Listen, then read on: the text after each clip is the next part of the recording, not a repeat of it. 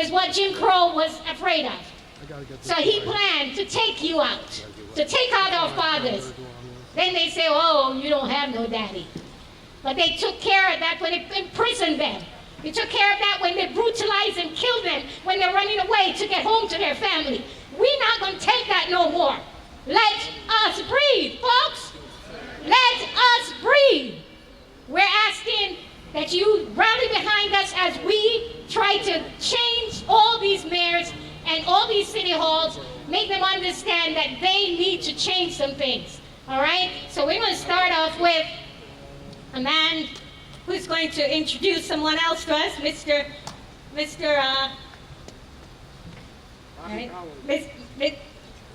Bobby Howard is going to be introduced at this time by Walter Briggs. All right, come on up, Walter Briggs. Walter Briggs is one of our partners that we're doing this together, and we thank you. Thank you for coming. You can clap. I am somebody. All right, so if you all bear with me, we are doing this in reference to what happened to people like Aubrey, Ahmaud Aubrey, George Floyd. God bless you both.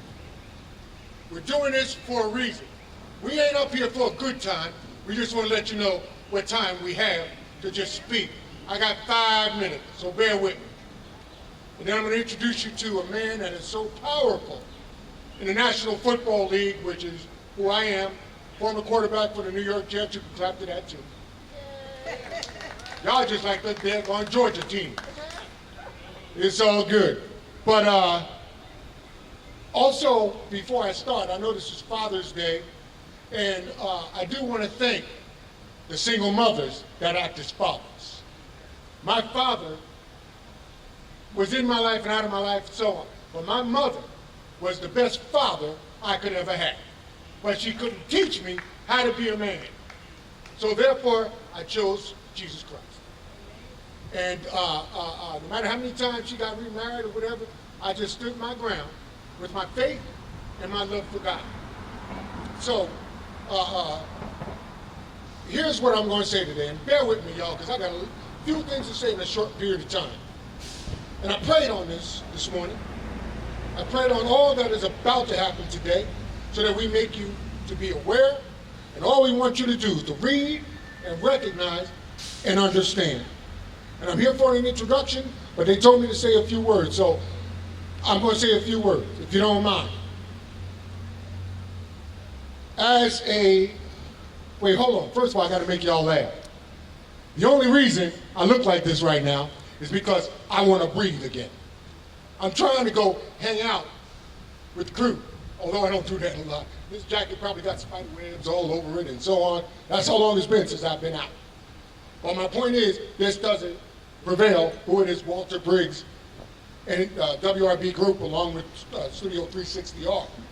So what I want to say to you is, number one, I'm here to introduce the NFL Players Association, Bobby Howard. He's the president. So you're not by yourself. Got the NFL here, you have the Players Association, Studio 360, WRB Group, Hands and Hearts That Care Foundation. Dr. Deb, if we had 1,000 tongues, you and your husband, we couldn't thank you enough for even recognizing that we are in existence. For all of you who have something to say, they're going to stand up. Don't use the NFL not to. Don't use your own families not to. Say what you need to say. And if you get a platform like this, and I thank Bobby, and I thank Doctor and her husband, but what I really want to say, and I'm going to be very short, is that the only reason I came up here today dressed like this is because I want to get out of this. I want to go back home. It's Father's Day. I want to go home and spend it with my wife and chill out. With Dr. D, Dr. Deb made it very clear that that's what it is we should be doing today. And with the NFL Players Association, we want to tell you about what it is our involvement is. We want to breathe again. I want to be able to get undressed and sit down and not worry about going out and thinking somebody is going to stop me based upon my race, creed, or color. based upon where it is we're moving with this. You're only here because you ain't here to just listen to me. You can get that all over CNN, which is we call in the acronym constantly negative news. So therefore, the initiative of this moment, you all know as a quarterback, we rally around the troops. So we play and we come together in the huddle, and we're blessed with this, and I'll say this to you today. Without further ado, ladies and gentlemen, I'll introduce you to the president of the NFL Players Association Atlanta chapter, Mr. Bobby Holland.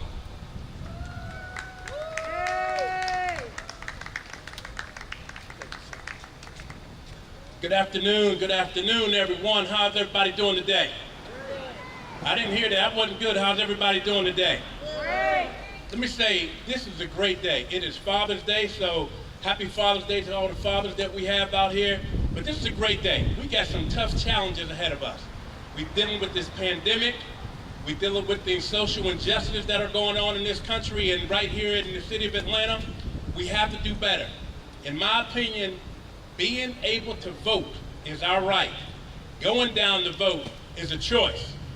I am here to implore everyone out here today that in order to make change and in order to have an effect on what's going on and what we're dealing with in this country is that we have to vote. We cannot wait for the major election when it's the presidential election. We got to vote in the local elections. If there's somebody you don't like in office, go and vote to get them out of office. But we have to vote. It's very important because we have to make change in this country. We have to make change here in this state of Georgia. We're dealing with this pandemic. I am so glad to see everybody. We're doing social distancing. Folks got masks on. That is wonderful. But we have to take care of ourselves. We have to make sure that we are taking care of ourselves. We cannot be responsible for others, but we have to take care of ourselves when it comes to social distancing, washing our hands, wearing our masks, all those things. Because when you do all those things and we become better and we heal this country, now we can affect change because you can't make change if you're sick. You got to affect and make change when you're healthy. So taking care of ourselves right now, so when it's time to go to those elections, we can push that ballot in and we can vote for the people that we want to have in office. But we have to come together. We can't do it as singular people. We have to come together to make and affect change. If we don't do that, we will keep fighting this battle year in and year out. So it's great to see all of you guys here today. I see the I Can't Breathe shirts. We got all kinds of shirts. We got social injustice. We got Black Fathers Matters. We got all those things out here today. But we want to continue to breathe. As Walter stated, we are here today because we want to breathe. We want to continue to breathe. And in order for us to continue to breathe, we have to make change. We have to make a difference. We can't say I'm not going to vote because my vote doesn't count. My vote doesn't matter. Each and every vote that goes in, it matters. When you don't vote, then you have no reason to say this isn't happening for you. But you have to vote. Even if your candidate doesn't win, you have to take personal pride within yourself to say, I'm going to make a change. I'm going to make a difference. And if you're not registered to vote just yet, you can still register to vote. We have to make change. We as black men and black women, we have so much power, but our power comes together. When we come together, we can make change. You see the changes that are starting to take effect now. Things are happening. Things are happening. You know why it's happening? Because we're doing it as one. We're not doing it as silos, but we're doing it as one. When we come together and do work together and we sit down and we strategize, we can make change. I want to breathe. I want you to breathe. We can't keep hearing I can't breathe anymore.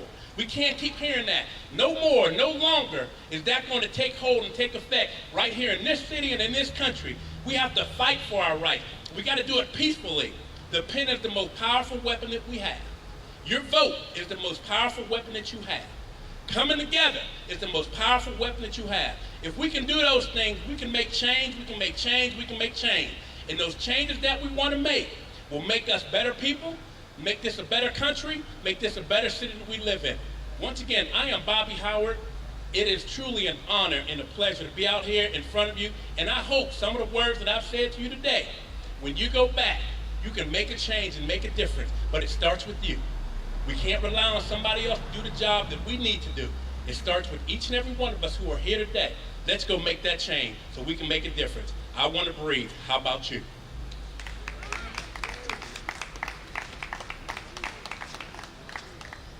They didn't tell me who I had to bring up next.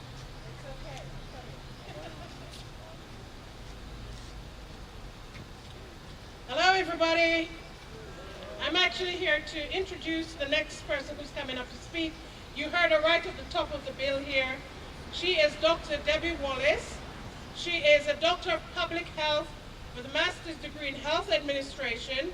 She has served on faculty at Emory University and the Morehouse School of Medicine, completed 2 postdoctoral fellowships in health disparities from the University of Alabama, and a second in the policy and leadership from Morehouse School of Medicine, Satcher Health Leadership Institute. She's a director of True Health Institute, a nonprofit 501c3, which she co-founded together with her husband, Dr. Tracy Wallace. Together they host a television program called True Health Doctors, which highlights health disparities and works to show people how to live healthier, better quality lives. Dr. Debbie Wallace is also the CEO of True Health TV. It's a non-profit TV station and 360 Health Broadcasting Network that supports the non-profit organization itself. Both of these TV stations address 360 different aspects of health, actually all aspects of health, including physical, mental, and social health.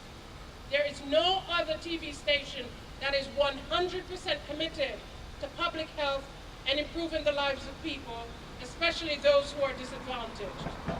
Dr. Wallace, as you will find out in a moment if you haven't known it yet, she is passionate about facilitating change and will continue to work to achieve that purpose. She will be launching her podcast, Let Us Breathe, on June 21st, right here at Atlanta City Hall. So, for your listening pleasure, Dr. Wallace, would you please come up? Dr. Debbie Wallace, would you please come up?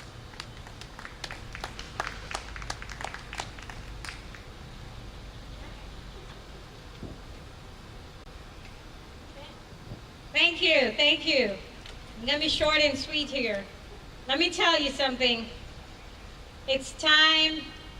It's a real issue that we had to have COVID-19 to come and clear the path, to get everybody's attention, to stop everything, so that we could, for once and for all, get the world to realize they need to do something about racism. Did you all realize that? God allowed COVID-19 so that we could address an agenda that has been sitting like the elephant in the room. Nobody want to talk about it. Nobody addressing racism. Every day it's going on, and don't even mention the R word. Ooh, nobody wants to talk about it. But now we have no choice, because we've seen what racism does. We've seen what police brutality does. We've seen over and over again that it didn't even matter when the cameras were on. They were doing things that just deprive people of dignity. And so, Let Us Breathe is about a call to action here on Father's Day, because Father's Day is about fathers. It's about our call to action. Okay? And so I'm going to tell you, anytime you think about fathers again, you're going to think about this call to action, because we spelled it out with the F-A-T-H-E-R-S. Each one of these is going to help you to understand what the call to action is. And I'm telling you, we are going to make a difference, because this only begins today. This is just the launching point. We are going to take this to every single city. We want every single person to understand what it is they need to do. We got to sign that call to action and take it to each city hall, each mayor's office, and make them understand that we want some change. Okay, so we're going to explain it a little bit more in depth with our speakers, who are very experts in these areas, and they're going to share with you some amazing stuff about why we have chosen these letters, F-A-T-H-E-R-S, fathers, for our call to action. So I'll tell you about our first speaker. He's going to address the F all right, is Dr. Jonathan Grant. Jonathan Grant is a board member of the Candler Road Community Development Center, an initiative put in place to help improve living conditions for residents in East Atlanta. He will speak now on F for form a new independent organization that sets the standards and hires and fires police and reviews citizens' complaints. Welcome to the stage, Dr. Jonathan Grant.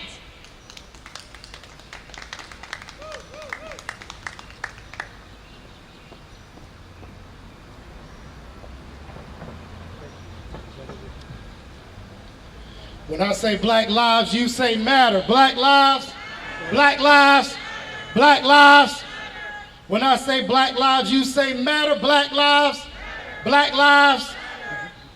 Those who commit the murders write the reports.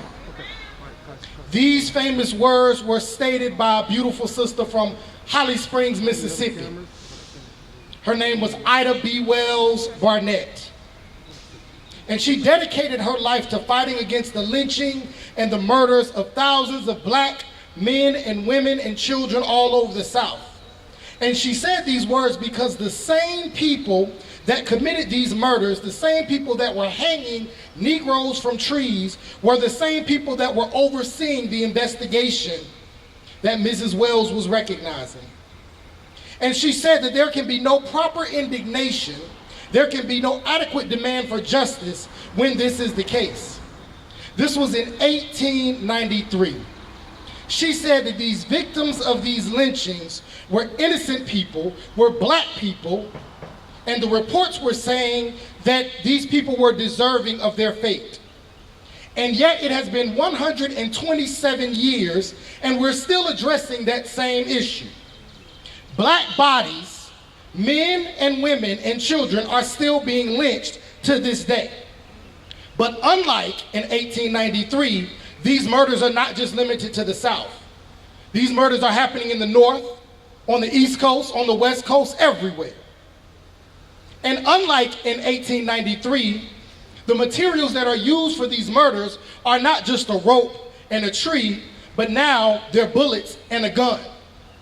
And unlike in 1893, the costumes that these perpetrators are using are not white robes, but now they're blue police uniforms. But just like in 1893, the people that are investigating these crimes are oftentimes the police departments themselves. Researchers, scholars, teachers, criminal justice majors tell us that the civilian review boards are rarely effective because oftentimes they are the ones that are co-opting these civilian review boards. In addition to that, while they are also co-opting it, many times these civilian review boards are only reviewing the results that the police are saying that they already investigated. So, in essence, they're rarely effective. Most civilian review boards do not have the power to impose penalties on police officers, and the only thing that they can really do is simply recommend disciplinary actions to police officials.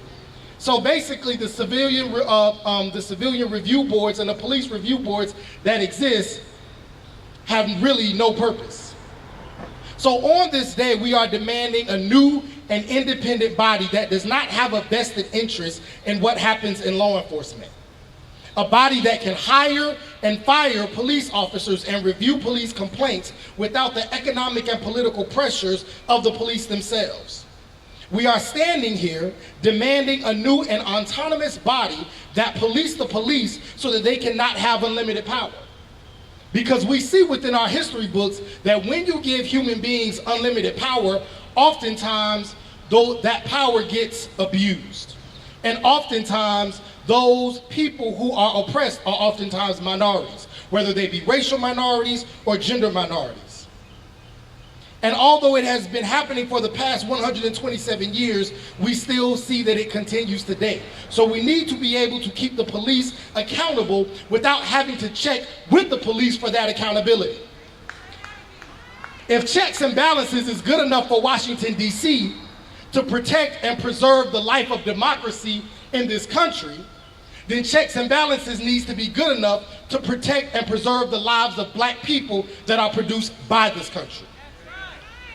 The power cannot lie in the abusive structures that oppress the people, but the power must lie in the people that have the opportunity to check those abusive powers and remove them when they exist. And if this is not done immediately, then we might as well turn off these cameras, we might as well turn off this microphone, and go home to our children, and go home to our families, and tell them that the country in which they live in is a lie and the truth is not in her. So in closing, we stand before you demanding to form a new, independent, non-political organization that sets the standards for hiring and firing police and will review police actions and citizen complaints. When I say black lives, you say matter. Black lives, black lives, black lives. Power to the people.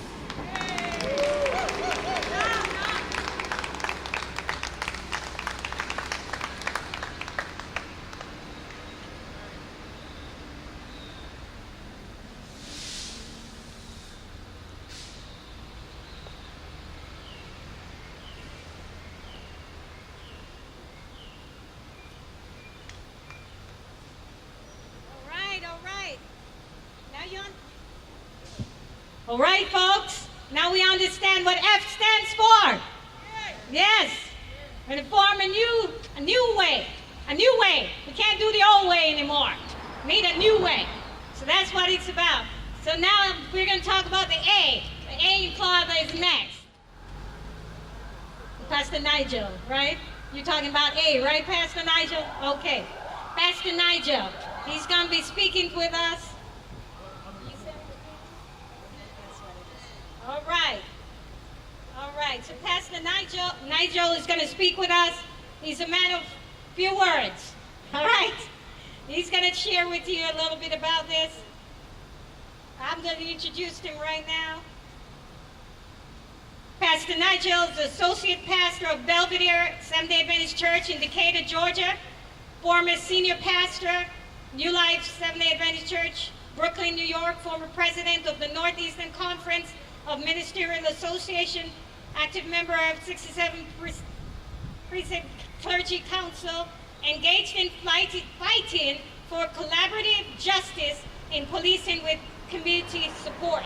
So we're going to invite Pastor Nigel Lewis at this time to come and join us. Thank you.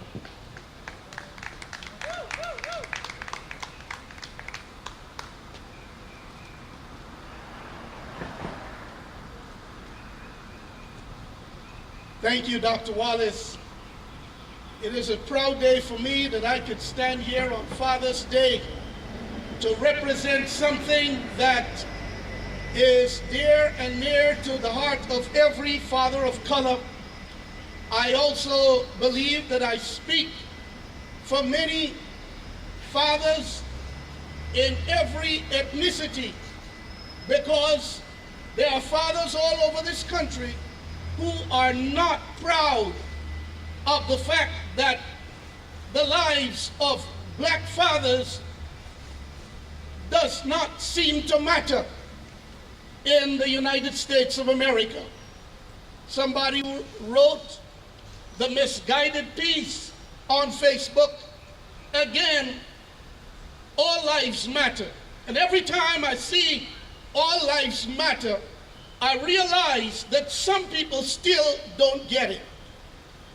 Because all lives will matter when and only when black lives matter. Because black lives are the only lives that doesn't seem to matter like other lives. I must also say that non-white Hispanic lives are on the line as much, because people of color, black and brown people, are under attack in our country. So Black Lives Matter also means black and brown lives matter. And this is what is motivating this Father's Day call. I want to thank Dr. Grant for laying out the case so well. As a sociologist, man in the young generation like him, men are popping up among people of color to articulate and give voice to this struggle. Today, I want to talk about the A. And we must understand, as he pointed out, that somebody needs to police the police. And that's why when a society arms law enforcement and says, you protect the peace, you guard the peace, the society, a decent society, is not saying, well, what you do is go out there and target and racially profile and place at risk the lives of decent, law-abiding citizens, regardless of color. And what we have in our country today is a shame and a travesty. We find that in every 100, in 1,000, of 1,000 men, statistics show, that end up in police custody, 6% of black men in police custody die in the custody of police. 2.5 times more than whites, and 3% of Hispanics in every 1,000. This is a problem, because when I was growing up, we looked up to the police. When we see a police, they were well dressed, they were disciplined, they represented the nobility of our society. And I stand here today as a clergy proud because the church realizes it must not be the tool of the state. As Martin Luther King Jr. said, the church must be a conscience for the state. When we call for reforms in policing, some here and others are tired of hearing what we have to say. Well, if you're tired hearing what we say, could you imagine how hard it must be to live with it if you are so tired of hearing about it? So today we have come to say these reforms must take place in the halls of legislation. I want you to notice that body cams are such a common sense reform that it is strange and sad that we have to preach so long and work so hard for this common sense initiative to be respected and implemented. But just look at it. In June last year, Sam Montgomery, the NFL linebacker, was in the custody of a police, a state trooper. He was in a routine traffic stop. And in that car, the police camera, dashboard cam, was on, taping everything that went on. The police couldn't seem to make himself clear. And Sam Montgomery didn't understand what he was saying. Immediately, the police said to him, the next thing you're going to get is the taser. And he said, whoa, whoa, I'm not trying to cause any problem or anything. That procedure finally resulted in the firing of the police. Now, the wheels of justice worked very quickly for two reasons. This was not an ordinary black man, a regular black man who was supposed to have the same protection as every life. If all life matters, we believe all lives matter, but we realize that black lives don't matter, and until black lives matter, all lives will not matter. When they looked at the fact that he was an NFL player, and then too, the cam was reviewed, it tells me that because of how important he was, it led to the firing, not because of a commitment to justice. We are saying it shouldn't matter who you are. Martin Luther King Jr. was assassinated. As good a man as he is, we celebrate his birthday today. But he was assassinated because he was a black man. And so, at the end of the day, we hold the truth to be evident that all men are created equal. It was the body cam that led to the recent firing of police officers in Atlanta and some on desk duty because the procedures were questionable. They accelerated and escalated problems rather than de-escalating those problems. I've watched my fair share of police videos on Netflix and on film. And I've discovered that if you are white, when you're stopped by a police, different procedures apply just by the basis of the color of your skin.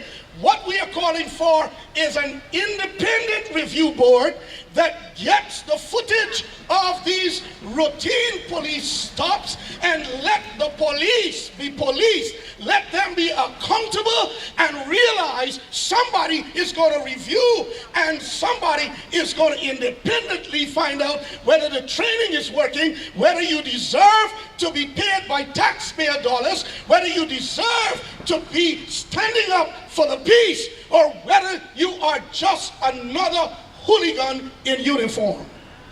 And we say it as a church, and we say it as a people, that we believe that this good day has come because caught on camera was a man named George Floyd, who, like Eric Garner said, I can't breathe.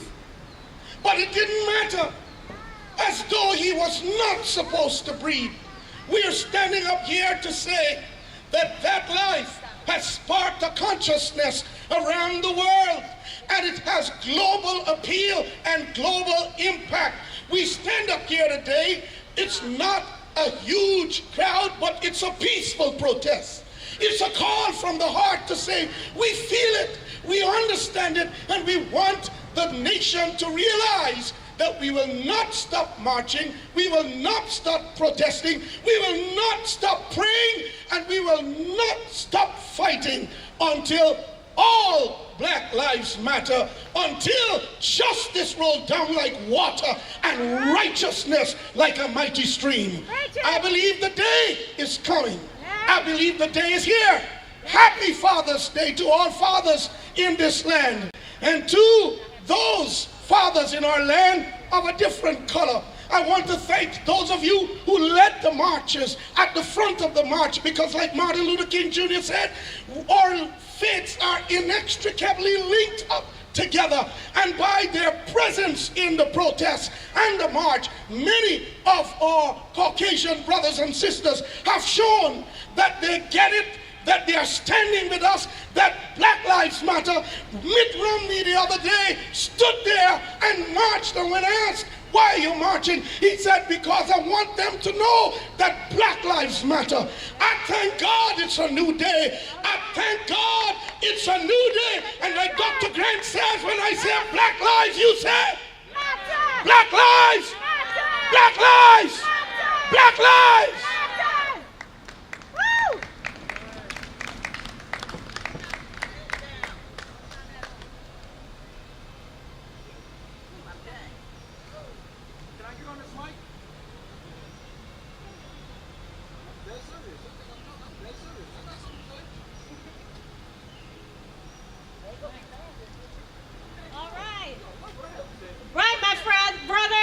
All right, Brother Nigel, preach it. All right, now we're going to hear from another powerful man of God, because you know what? God appointed these men as leaders of our community, and they're here today standing up for us. And so I'm going to introduce you to a man that needs no introduction, right here in Decatur. He's the pastor of the Decatur St. Nicholas Church, and he is a community activist, very involved in community. We're part of Concerned Black Clergy, and we're doing everything we can to move this agenda forward. So I'm going to invite you right now, welcome with a round of applause, our Dr. Compton Ross.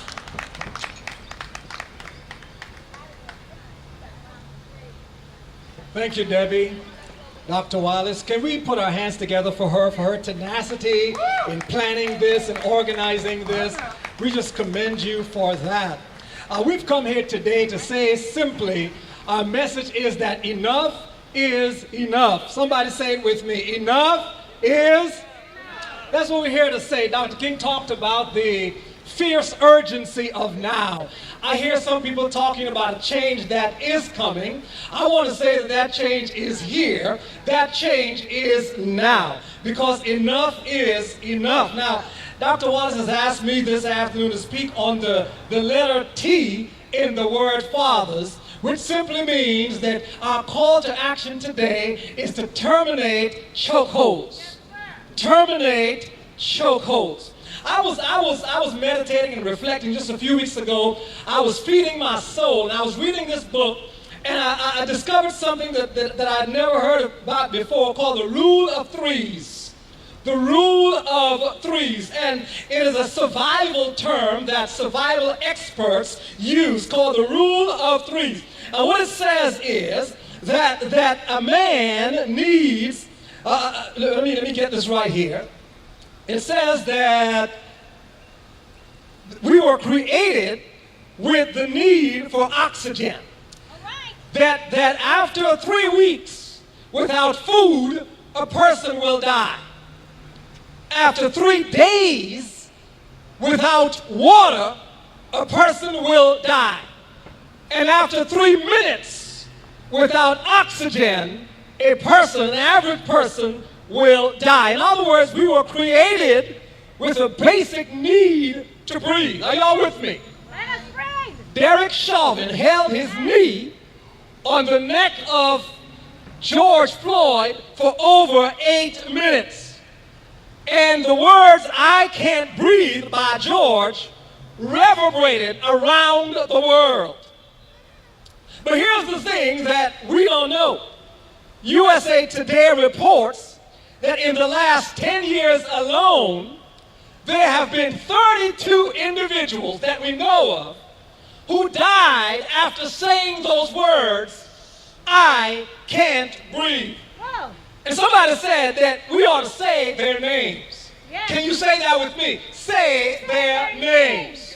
Say their Hey. So I'm going to call the names of these 32 individuals today. All Because right. they're individuals most of us may never have heard of. Hector Areola, Kelly Thomas, Kelly Thomas. Mackenzie Cochran, Mackenzie Cochran. Jorge Azucena, Jorge. and you want to say it with me, Muhammad Abdul Mahayamin, Muhammad Abdul Mahamin. Rodney Brown, Rodney Brown. Roy Nelson Jr., Roy Nelson Jr. Hernan Jaramillo, Hernan Jaramillo. Joseph Hutchison, Joseph Hutchison. Robert Joseph Minharez, Robert Joseph Minares. Ben Anthony DeBaca, Anthony Rebecca. Branch Roth, Grant Ross. Michael Sabby, Michael Savage. Stephen Kellogg Nuroth, Stephen Keller. Durock. Jonathan Sanders, Jonathan Sanders. Zachary Bear Heels, Zachary Bear Hill. Craig McInnes, Craig McKinnon.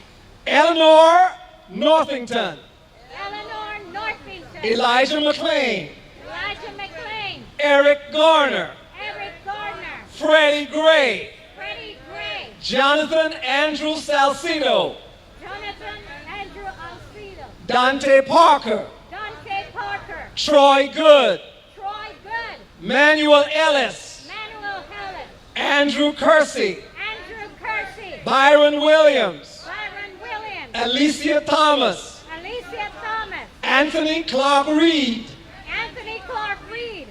Xavier Ambler II, Cynthia Hamza II. Rakeem Rux, Rakeem Rudd. and George Floyd. George These individuals are not the complete list, y'all. Those are just the ones who said, I can't breathe. But over the last 10 years, we know of 134 men and women who died because of being choked to death. Many of them could not say, I can't breathe. And so today, ladies and gentlemen, we are calling for an end to chokeholds. We want to terminate chokeholds. By the way, let me also say to you that of those black and brown bodies, those 32 names that I read, 3/4 of them, 27 of them, were black and brown bodies. It's time for us to end chokeholds. And so I just want to say today, I say terminate, you say chokeholds. Terminate, terminate. America can't hear you. Terminate. I said terminate because black lives, enough is, we will breathe, y'all. God bless you.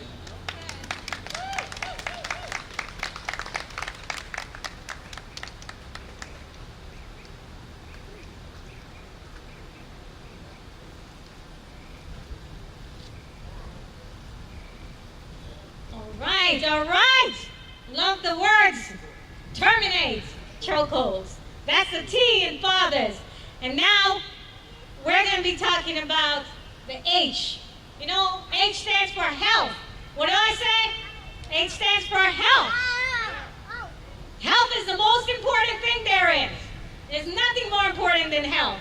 And that's what 360 Health Broadcasting Network is about. That's what True Health TV is about. All about health, because without health, nothing else matters. It don't matter if you're a millionaire, you ain't got health. It don't matter. You're lying flat on your back. It don't matter. You cannot live without health. So health is the most important thing, and that's what it's all about. So we're going to talk about the H in our health is about having masks worn in public, making it mandatory. Because we're not just fighting racism, we're also fighting COVID-19. And so I'm going to bring up on the stage now somebody I know very well. Somebody that I just celebrated 27 years of happy marriage to yesterday. My wonderful husband, a wonderful father, a man who is named top doctor in Cobb County, a doctor that is board certified in family practice, and he's going to tell you all you need to know about all this ain't about COVID-19 and whether or not we need to wear masks. We're going to get it straight from him. Dr. Tracy Wallace. Invite him on the stage. Dr. Tracy Wallace. I don't like any of all that. I'm just here to say a few words. Thank you all for coming. Thank you all for listening. Black lives? I like that. That's very good. All right. Well, it may not look like it, it may not feel like it, but we are still in a health crisis. Yes. We are in a public health crisis right now. This is the biggest crisis this country has had to go through in the last 50, 60, maybe 100 years. 120,000 lives. 120,000 American lives have been lost to this enemy. 120,000 lives. And another 30,000 lives will be lost by September. Don't be one of those lives. Don't let someone you know, don't let someone you love be one of those lives. African Americans compose 13% of the American population, but comprise 25% of all the COVID cases. African Americans are disproportionately affected by this virus. We are at high risk. We are 3 times more likely to get this virus. We are 6 times more likely to die from this virus. We are a high-risk group. When you have a high-risk group, you can't do like everybody else do. You have to do things in a special way, in a different way. We can't be just going anywhere like the rest of the people are going. We should not go to the movie theater. We should be the last people to go to the movie theater. We should be the last people to go to the bowling alley. Don't even think about getting a tattoo. Let somebody else go. Let somebody else be part of that experiment. Don't be the guinea pig. We are a high-risk group. We need to take care of ourselves. We need to take care of ourselves. No one else is taking care of ourselves. We need to take care of ourselves. This virus is not going anywhere. This virus will be around for months to come. We know what to do. We know how to take care of ourselves. You've heard it before. You need to be washing your hands or using hand sanitizer to get the virus, to kill the virus if it's on your skin. You need to practice social distancing. If you are within 6 feet of a person next to you, the both of you are breathing the same air. When you talk, when you sneeze, when you sing, all of these things transport droplets of water. You can transfer that to the person next to you. That virus can be transported from you to the next person if they don't have a mask on and if you don't have a mask on. So, hand sanitizer, washing your hands, practicing social distance, but also wearing a mask. Wearing a mask is not a political statement. Wearing a mask is not an infringement on your personal liberties. Wearing a mask prevents the virus from spreading. Wearing a mask can save lives. The CDC, the World Health Organization all agree that wearing a mask can prevent the virus from spreading. We need to wear masks, not for a political statement, not to show what side of the arena you're on politically, but to save lives. I wear a mask to protect you. You wear a mask to protect me. This virus is not going anywhere. We expect it to be around all through the winter months. We have to protect ourselves.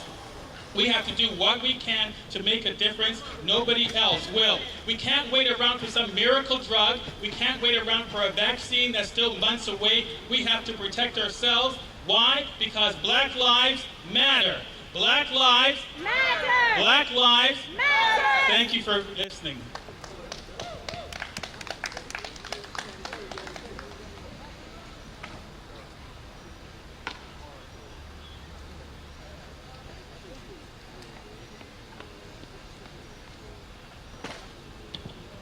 All right, folks, we're getting to the end because now we got FATH. ERS is all we have left, 2 speakers, because ER is going to be handled. You know, ER is emergency room, right? But we're going to get some ER here that's different. The E in father stands for economic incentives, economic development that we need, okay? And so we are doing that today, and we are talking about this is more important to help improve the health of people. Where you live, the neighborhood you live in, has more to do with your health status than your genetics. Did you know that?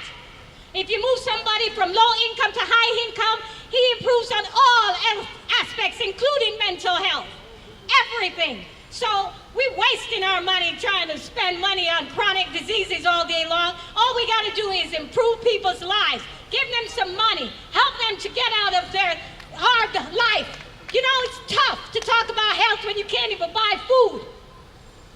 Right? So we need to get that straight. So we're going to have somebody that's going to help you to put this straight. He's also going to talk about the rights to vote. This man has registered more people to vote than anybody here. Hundreds of thousands of people he has registered to vote, and he's on a campaign. I was sitting with him yesterday.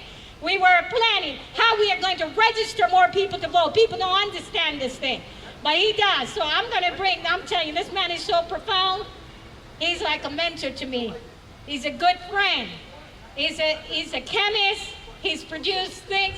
He has so much talents, you know, you can't call them all. He's also developed the Black Beauty Care Professionals of America, BCPA, that he's got. He's also got a small business channel. This man knows more than most of us about what we need to do to get out of our economic slump. So I'm going to invite to the stage the one and only Mr. Jackie D. Welcome him to the stage.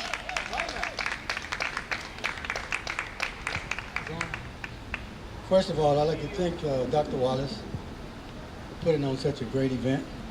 Secondly, I'd like to thank all the other speakers and fathers that have gone before me. And I'd like to say to you all, Happy Father's Day.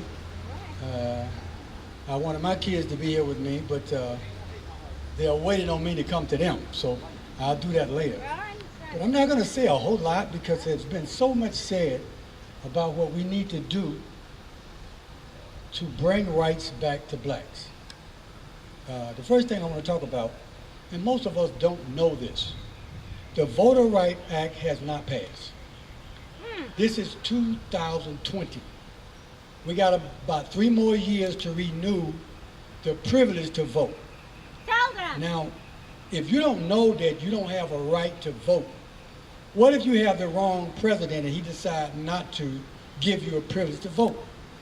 That means black people will not be able to vote. So one of the main things that we should be thinking about is getting involved to make sure that whoever is going to be our president, that's the topic, to make sure that we pass the Voters' Rights Act. It's been too long, 401 years of slavery and depression, and we're still tolerating. For me today, I want to say to us, stop choking ourselves. If we want everybody else to stop choking us, let's stop choking ourselves. In the average black household, health and wealth is not taught. I'll say it one more time. In the average black household, health and wealth is not taught. How to stay healthy and how to get wealthy. The average young black teenager is 14 years old before they understand a $100 bill. Okay? Black folks and people of color spend $3 trillion a year in the American economy. $3 trillion. If we were a country, we would be, according to our spending power, the 3rd richest country in the world. But most of us that have been working for 25 years don't have $5,000 in the bank. Wow. We are basing our lives on credit. Most of us excited about our credit score. Why do we need credit? $3 trillion, we don't own anything. No hotels, no restaurants, no hospitals, okay? No economic power. We are brand builders. Look around.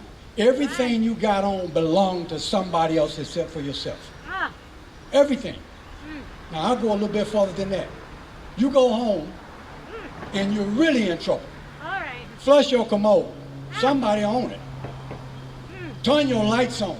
Somebody own it. Turn your gas on. Somebody own it. Look at your shoes. Somebody own it. So I would say to you, if you went home and you created everything that you could think of, or you gathered up everything that you could think of that was not black owned, what we would have is an empty house and all of us would be naked. Now, most of us wear Nike. When are you going to meet Mr. Nike? Most of us that wear Adidas, when we're going to meet Mr. Adidas. Our socialism is one thing. Asking people to take their foot off our neck is another. But when are we going to step up as a race and understand that economics is the power of the world? Economics is the power of the world. If you don't own anything, you are still owned by somebody. This is not about racism. This is about ownership. That's what it's about. We are still owned by the guy that brought us here 400 years ago. Simply because we have not thought enough of ourselves to give ourselves value to economically buy ourselves out of ownership. Most of us that work, 98 seconds after we get our money, it's in somebody else's hand. 98 seconds. It does not revolve itself in our community. You should think about what it is that you should buy that's black owned. Who you should buy it from? And who are the black owned companies?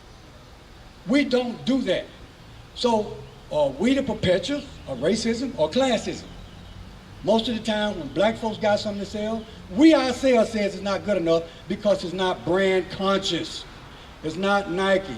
It's not Adidas. You know, it's not Apple. Okay? It's not one of the known brands that you know about. So until we start thinking about the value of ourselves, and I ask people in seminars, how much are you worth today? Do you know? You don't know how much you're worth. Guess why? Somebody else evaluates your worth by the job that you take. And they say you're worth $20 an hour. You have to take it because you won't even do that for yourself. How much of your money are you spending with yourself? How much of your money are you keeping to yourself? You always taking it somewhere where it shouldn't be and somebody else is using it. So I want you to think about today, start a new habit. Start investing in yourself. Most of us got stock and other companies don't even need our stock. We stand in line fighting about chicken or a chicken sandwich. What if we had our own franchise of chicken places? Not one that we're going to buy, but one that we're going to create. Everybody's going to shop with us. This is not, we can call it a white and black thing or a racism thing. It's about economic power. If you don't believe it, look at the entertainers and the athletes. They got money, so guess what? They're able to live where they want to live and do what they want to do. We still in America, with $3 trillion, 60% of our race is on the poverty level of living. Okay, 60%. 68% of the black students that have gone to college are in student debt. From $25,000 to up to $250,000, and you get out of school and you offered a $50,000 job. You will never pay it off. So I want everybody to walk away from here today. This is a very important topic. Black lives do matter. My business is in Buckhead. From Roswell Road, Roswell Road to Piedmont Park, I'm the only black person that owns commercial real estate. And that should not be. 21 years I've been at that location. Now, when we look at demands that we make, let's not just start with the police. The police is not the only people that's got their foot on our neck. We're still running around asking folks to give us jobs and affordable housing. Somebody tell me what that is. Now, for me, a job stands for just over broke. Now, if you don't believe it, do 20 years and look at your bank account. Social Security for $800 a month, and maybe $200 retirement, if there's any retirement. So I'm saying to all of us, let's just take a look at ourselves. What can we do to make our life better? Let's quit blaming other people. Why don't we have the right to vote? We have not been paying attention to ourselves. We need to start at home. Let's clean up our community, okay? Let's stop killing each other. I mean, 2 weeks ago, 18 young brothers were killed in Chicago in 1 week by other young brothers. Now, when you say Black Lives Matter, did those 18 young brothers matter? We have to attack the total problem. We have got to, brothers, stop dropping babies and leaving the sisters to become men and women to raise them.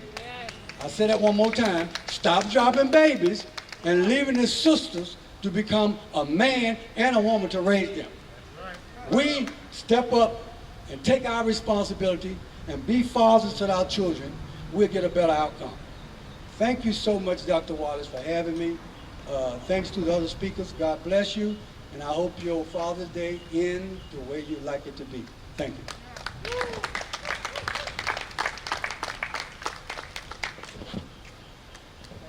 All right, folks, we're down to our last speaker. Our last speaker is going to speak on S for serve and protect. That's what police are supposed to be, right? Serving and protecting us. So we got somebody here, Reverend Alexander McGee. Let me tell you, this man is a veteran, a Vietnam veteran. Yes, let's show some respect. This man is a Purple Heart, Vietnam veteran. And he's here to tell you what S means, serve and protect. Come here, Reverend McGee. First of all, I'd like to thank the head of my life for being here. That's Jesus. But I didn't come here, I'm from here. I'm a Grady baby. When I left here in 1967 to go in the U.S. military, City Hall was all white. County Commission was all white. I left with the hope that the Constitution of these United States will include me and my family. I just got a call from my grandson, who's in Germany, serving and protecting. I'm a father of 3 daughters, 10 grandchildren, and about 24 great-grandchildren. And I'm here for them. I have been serving most of my life. I went into the military as an only son. My mother thought I had some problems going in and wanted to go to serve. Because I grew up believing that we were better than this. We were better than the white only and black only signs that I saw in my hometown. And I wanted to make sure that I had a hand in making a difference with that. So I want to applaud you guys for doing what you're doing.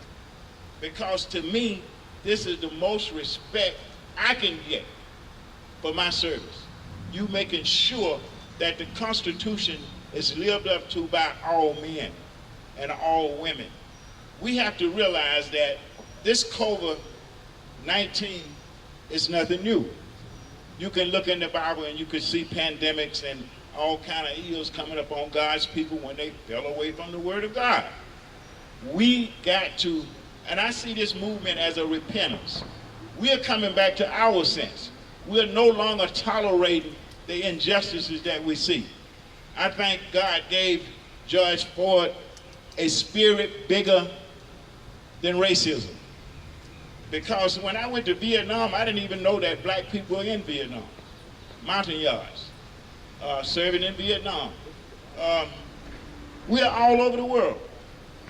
And finally, we are coming together to realize that we are all God's people. White, black, Hispanic, Asians, we are all God's people. And we need to be standing up saying that. We can no longer look the other way when anybody is being oppressed. When anybody is being denied economic justice. I was so glad to hear the brother talk about economic justice, something that we should be working on every day. And I was talking with Major Benson about the VA. And in spite of the endemic racism that has ruled that agency for all these many years, they still have benefits that veterans should use, and if they use it, would change the economic landscape of America, not just the black community, but of America. So we got to look at what we have and make it work. My organization, I represent Vietnam Veterans of America, the Atlanta chapter and State Council of Vietnam Veterans of America. I also represent Concerned Black Clergy of Atlanta. I'm the chair of the Veteran Affairs Committee.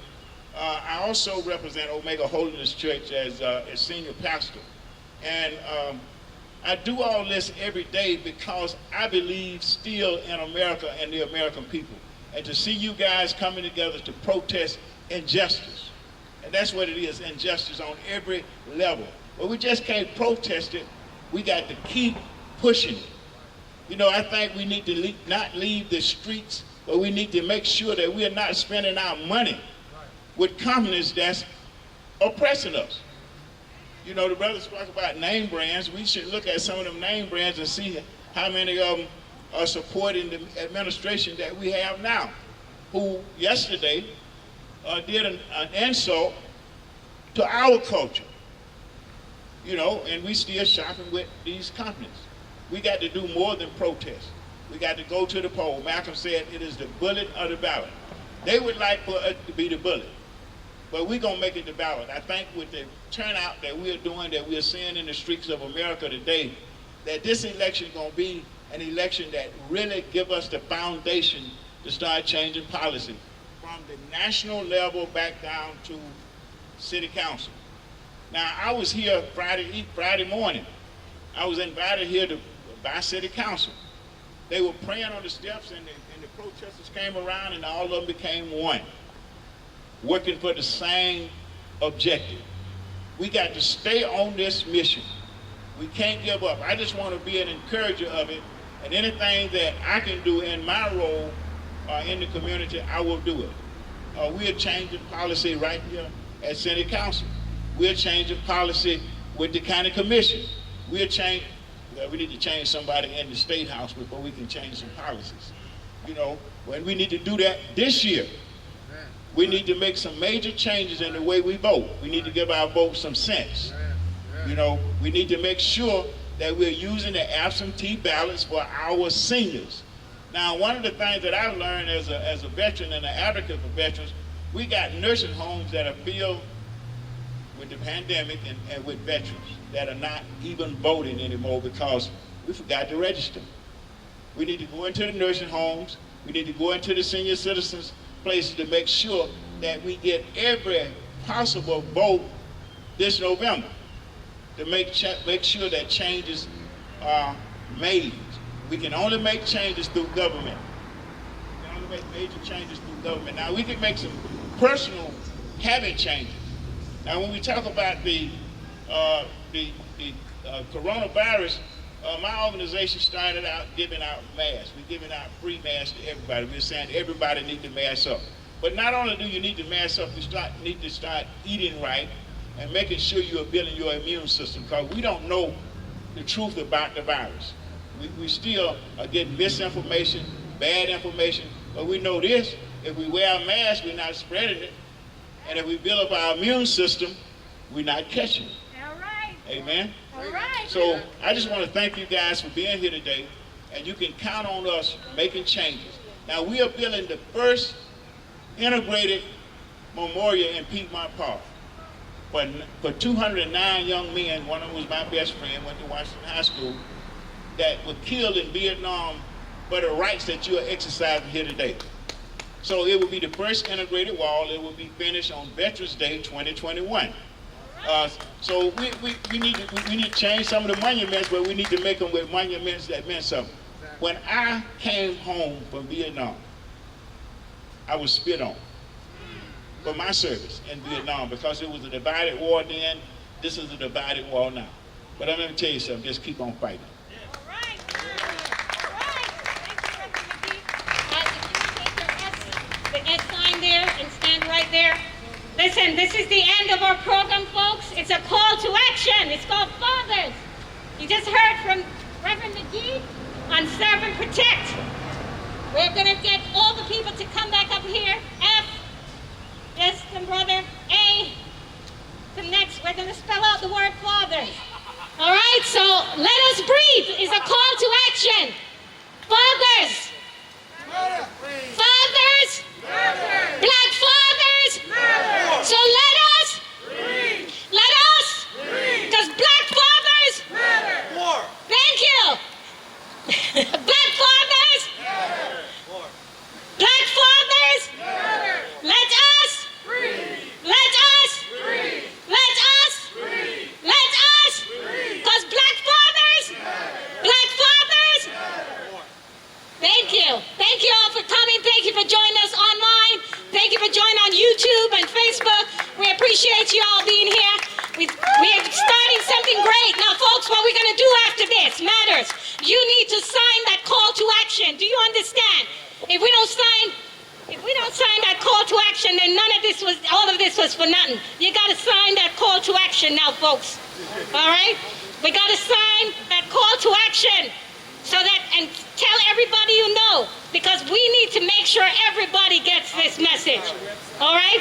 So you sign at 360hbn.com, 360hbn.com, or you can go to truehealthinstitute.org. That's our nonprofit, truehealthinstitute.org, or 360hbn.com, and you will see under COVID-19, you will see the Let Us Breathe, because this is part of helping COVID-19 and racism to end. So I thank you all. 360H for health, B for broadcasting, N for network. 360hbn.com is a 24/7 TV station.